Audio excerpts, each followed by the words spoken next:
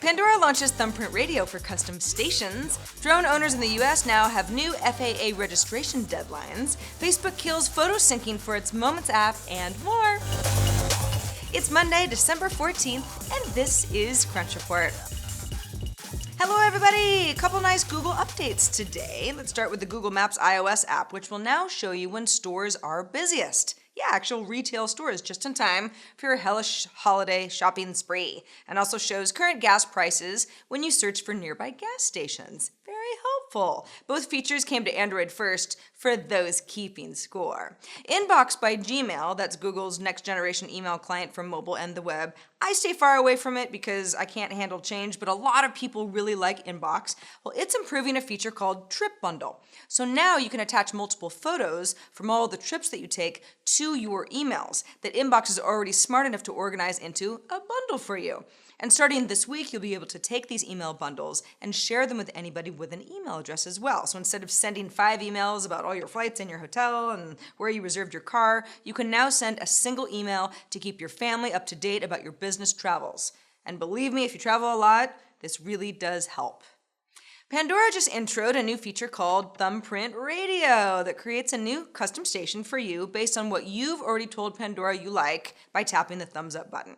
Now, Pandora says that this service takes suggestions a step farther than just playing songs you like more often, by suggesting other music to go on your custom station, even multiple categories, like your favorite country song and your favorite hip-hop song in the same station, because again, it's your station. It's not a genre station, it's for you. It's a good time for Pandora to try new things. Obviously, Apple Music continues to grow. Spotify is more popular than ever, especially with RDO shutting down and users looking for essentially the same kind of streaming service somewhere else, even though Pandora did acquire some of RDO's talent and assets. But here's the real story. Much of Pandora's fate is dependent on a decision about royalty rates that the Copyright Royalty Board is determining right now. In fact, we should know this week what the costs will be for the next 5 years. Now, Pandora is currently an unprofitable company. The company pays artists about 14 cents for every 100 song plays. If that fee goes up, things are gonna need to change. And we're starting to get to a point in the mobile world where it's either iOS or Android, for the most part, with devices more or less all having the same feature set. The Wall Street Journal quotes people familiar with the matter that Samsung's next flagship Galaxy phone, that's the Galaxy S7 and the S7 Edge, will have pressure sensitivity displays when they launch next March. Basically, Samsung's version of Apple's pressure-sensitive 3D Touch that launched with the iPhone 6s and 6s Plus. This is pretty much just like when Apple added a fingerprint reader to the iPhone 5s back in September of 2013, and then Samsung caught up, put a fingerprint scanner on its flagship device the following spring. But hey, I'm not playing favorites here. Apple clones software feature ideas from Android all the time. It goes both ways. Now, the journal sources also say that Samsung will be adding a new high-speed charging USB Type-C port to the S7 and S7 Edge, and that supports racking up a full charge in 30 minutes or less. Love the future. The S7 line may also include a Retina scanner and the return of the micro SD card slot that made a lot of Android users mad when Samsung ditched it in the S6.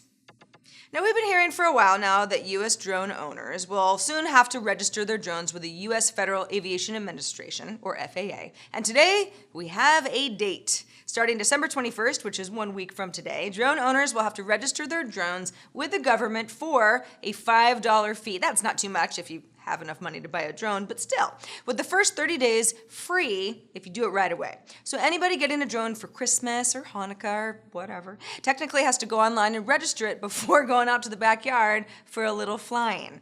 Now, if you already own a drone or you buy one before the 21st, your deadline is February 19th, 2016 to register. Either way, registration has to include your name, your home address, your email address, and assurance that you are over 13 years old and can be a pilot. Then the registration will be valid for 3 years. The FAA will offer both paper-based and web-based registrations, accept standard credit or debit cards, or check or money orders for anyone registering offline. Now, the registration numbers are linked to the owner, not the drone, so you can use the same number for multiple drones. That's kind of nice if you're a real enthusiast, but you will need to carry a copy of your registration certificate with you when you fly.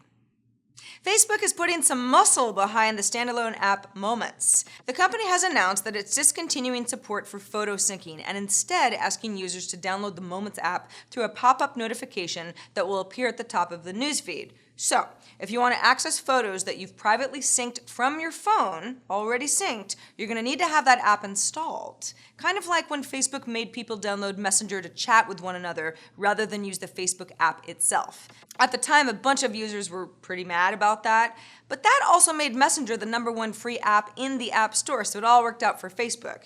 And the fact that Moments is still kicking is pretty significant, given the fact that Facebook recently shut down its internal R&D group Creative Labs and killed off Riff, Slingshots, and Rooms apps. But Moments, the app that lets you privately share photos with friends, has been climbing the App Store charts over the past few months, thanks at least in part to promotion by Facebook itself and in the Messenger app.